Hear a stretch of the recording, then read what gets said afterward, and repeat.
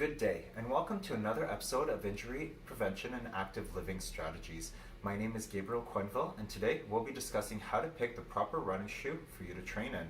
I'm a clinical exercise physiologist, and I'm certified through the Canadian Society of Exercise Physiology. I work as the reconditioning specialist for the Canadian Armed Forces out here at Base 4 in Cold Lake. Part of my role as the reconditioning specialist is to deliver injury prevention and active living strategies to the Canadian Armed Forces members. During the COVID-19 pandemic, I'm going to be doing so virtually via YouTube, so these seminars become accessible to all. If you haven't done so already, please check out last week's and the previous week's videos. I discussed how to do an ankle mobility and stability programming, and I also discussed how to warm up and how to cool down properly before and after your runs. With that, let's get started discussing the difference between a make and a model of running shoes. The first thing you need to know about a running shoe is that the make and the model of the running shoe are vastly different, just like it is for a vehicle. The last thing you want to do is walk into a running store, look for the prettiest shoe, and buy that one. If you want to increase your risk of injury, then go ahead and do that, but I wouldn't recommend it. Let's use this analogy for example. So you have this brand new camper trailer and you want to tow it around so that you can go camping at various different places over the summer. Your friend told you, hey, go buy a Ford. They make very good vehicles that will help tow your camper trailer. So you go into the Ford dealership, you're talking with the salesman, and you come home super happy, you just brought a brand new Mustang. Newsflash, that ain't gonna work. Well, same thing here. Let's say your friend tells you to go buy an Adidas running shoe because Adidas makes really good running shoes.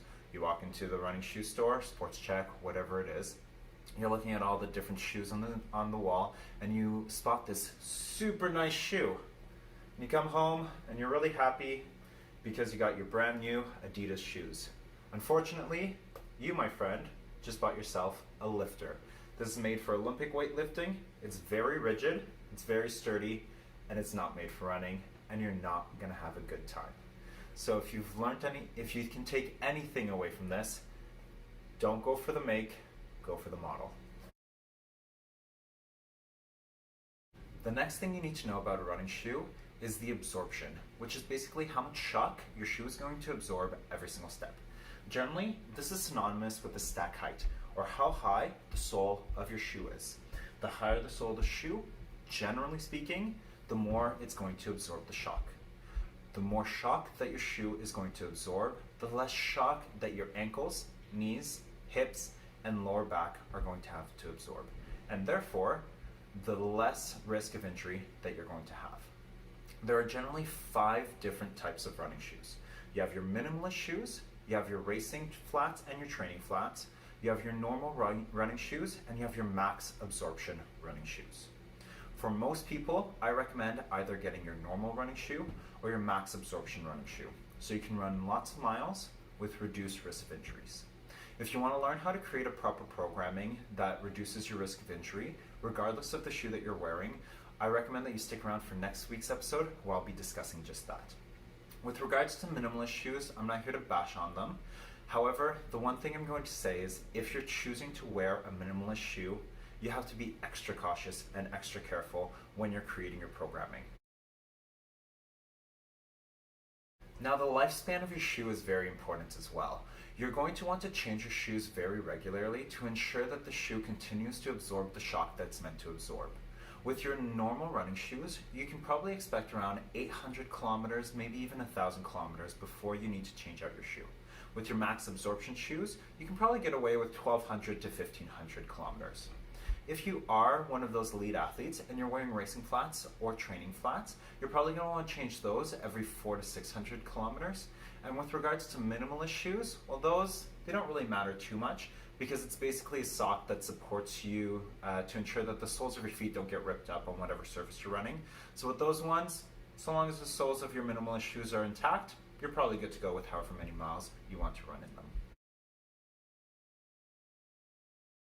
When we're discussing the support that's in a shoe, there's typically 2 types of running shoes. There are stability shoes and neutral shoes. And there are 3 different types of runners.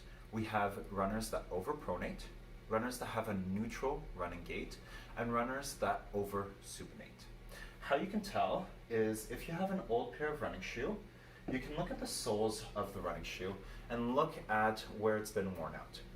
Typically, what you want to do is land on the outer portion of the heel. That's why most running shoes, when you buy them fresh, they actually have a bit of a divot here.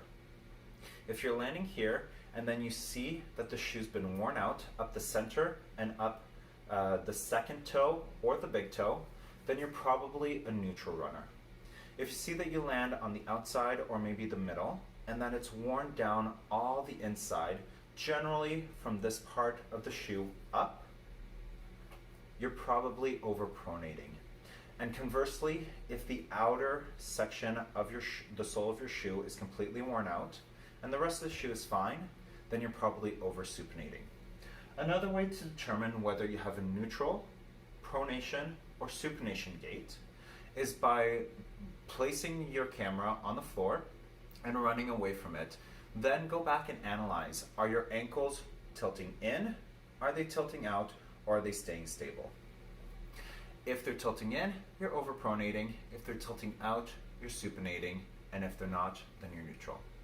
Just going to say right now, supination is very uncommon, so there's no anti-supination shoes. If you have a neutral running gait or an over-supination running gait, I recommend you get a neutral running shoe. A neutral running shoe, such as this one, is not going to have any support on the medial portion of the shoe. Basically, if you squeeze at all parts of the sole, it's going to have the same amount of give. A pronation support shoe, however, on the inside of the shoe, is going to have a rigid section. For this shoe, it's going to be from here to here. And you can see that band. It might be hard to see on this camera, but if you go to a running shoe store, if you look online, you'll be able to see it. And if you have one at home, feel free to press on the band and then press behind it, and you'll see that there's difference in the give of each running shoe. If you're overpronating, what I recommend is that you do get a pronation shoe, but that you also try to figure out what is the underlying issue here. Why am I overpronating? Generally speaking, it's either due to your ankle and your arch, or due to your hips. Without a qualified exercise professional or a physiotherapist or someone to assess you, it's going to be hard. So what I recommend you do is you just work on improving both your ankle stability and mobility and work on improving your hip strength so that you can target the pronation, whether it is your ankle or whether it is your hips. And lucky for you, I've already created 2 injury prevention seminars on just that. Look in the link in the description below and follow those 2 programs to help you reduce your overpronation. In the meantime, buy yourself a pronation shoe and then work your way into a neutral shoe. The sole of your shoe is going to be extremely important depending on what surface you typically run on or depending on why you're running. So for example, I used to be a competitive athlete, a competitive runner, and I had 2 different types of racing spikes. I had my cross-country racing spikes and I had my track racing spikes. So unless you're running races, cross-country, or on the track, you don't need these types of shoes. The 2 types of shoes that you may want to consider are trail running shoes or road running shoes. So these are actually the same running shoe, New Balance 1500s. However, these are made for the road and these are made for the trail. Most people can get away with wearing the regular running shoe in the trails. However, you are going to increase your risk of injury because you're going to slip a little bit more. You're not going to have as much grip on the sole of the shoe, and they're not really designed for that. However, like I said, you can generally get away with it. But if you're predominantly running in the trail, I do recommend that you get yourself a trail running shoe. This trail running shoe, as you can see, the sole of the shoe has a lot more protrusions coming out of them, and that helps with catching the surface, whether you're running on gravel, whether you're running in the sand, whether you're running on grass, and it's going to help you support you through the trails. The one thing that I would not recommend is wearing one of these shoes on the road. Basically, you're not increasing your risk of injury, but you're wasting your money. You bought yourself a nice, good pair of trail running shoes, and the asphalt and cement are going to use up the soles and wear down the sole of your shoe prematurely, and it's just a waste of money. So if you're going to buy yourself a trail running shoe, make sure that you only run in the trails with them. And if you predominantly run on the roads and occasionally run in the trails, you can get away with just wearing your regular road running shoe. The last thing I want to talk about here is your heel to toe offset. Your heel to toe offset is the difference between the stack height at the heel versus the stack height at the toe of your shoe. Generally speaking, there's going to be a 5 to 10 millimeter heel to toe offset in your shoe, and that's going to favor a heel or midfoot strike. If you want to learn more about the debate between the heel, midfoot, or front foot strike, feel free to tune in next week where I'll be discussing just that along with creating your programming for your running. Back to the heel to toe offset. If you're looking for that toe strike, you're going to want to look for a shoe that has 0, 1, or 2 millimeters of offset. If you're just buying your regular running shoe and then going to try to change your running gait into a toe strike run because, I don't know, your friend who heard it from a friend who read this article once on this website written by someone that you don't even know decided to say that toe running is better, then feel free to do so, but I would definitely encourage you to get a running shoe with a 0 millimeter offset. If you're trying to toe strike with a 7, 8, 9 millimeter offset, it's just not going to work, and you're increasing your risk of injury pretty drastically. So with that, if you are looking at toe running or running predominantly with a toe strike, you're not looking for a shoe like this. You're probably looking at a minimalist shoe, or you can look at ultra running shoes. Ultra running shoes have 0 millimeter offsets on every single one of their shoes. And the great thing is that they have shoes that do have a lot of absorption on them. So they have shoes with great stack height that can help prevent your risk of injury, that are 0 millimeters in offset, that can favor that toe strike. The key takeaway messages to this video are: the make and the model of your running shoe are vastly different. Make sure you focus on the model, not on the make. In terms of absorption, make sure that you buy a shoe that has the proper shock absorption for its intended purpose.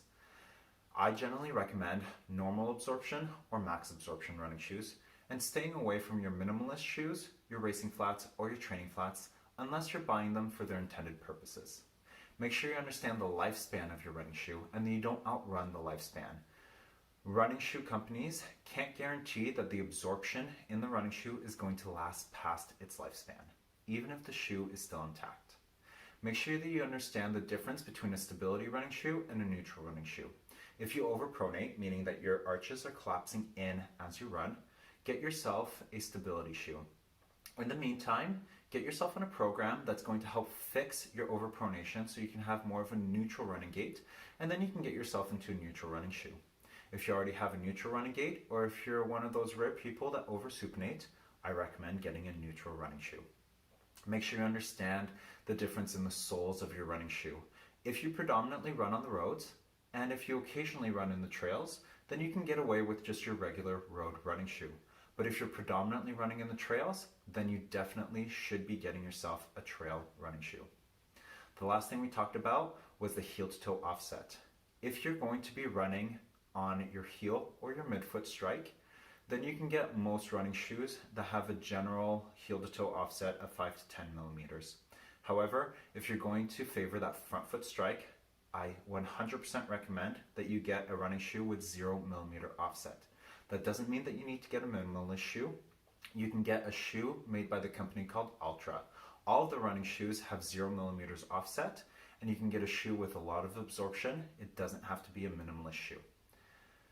With that, if you don't understand the difference between all of this jargon, or you don't know which shoe has what, I recommend that you go to runningwarehouse.com and you start looking through the shoes. They have great diagrams that discuss everything that I discussed today, from whether your shoe is neutral, stability, made for roads, made for racing, made for the trails, and that can help narrow down which shoe is right for you. Or Next time you go shopping, maybe once this pandemic's over and we can go to malls again, make sure that the person that is selling you the running shoe knows what they're talking about. With that, stay safe, keep running, and have a great day.